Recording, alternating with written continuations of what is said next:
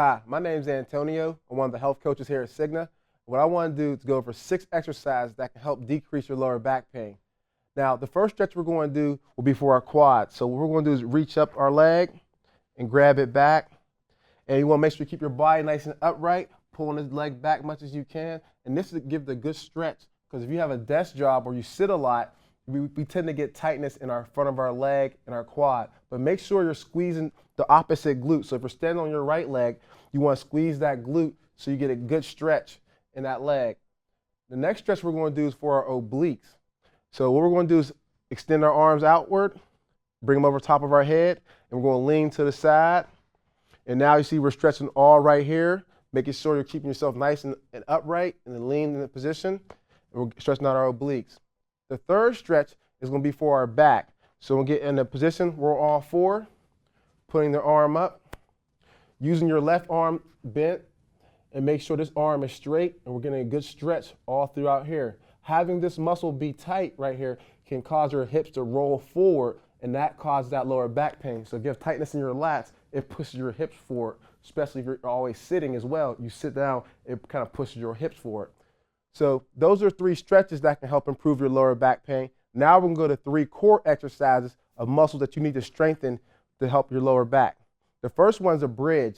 This one will help strengthen our glutes. So we're going to be laying flat on our back, keeping our feet on the ground. What we're going to do is brace our core, kind of make it nice and tight, lift our hips up. We're going to hold it, and we're not arching our lower back. Arch your lower back. When you don't want to arch your lower back, you want to keep it nice and level, straight across.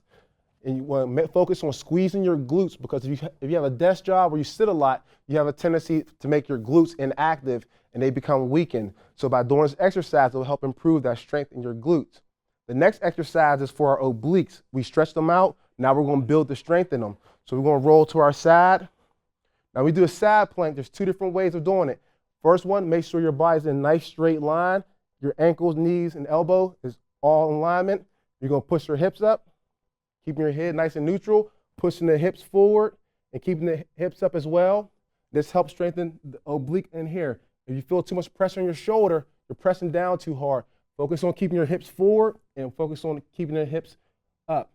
And if you want to do a modified version, if it's too much, you can bend your knees. Same thing, making sure your body's in a nice straight line, pushing the hips forward and keeping the hips up, and then you get working out your obliques. The last exercise will be a plank.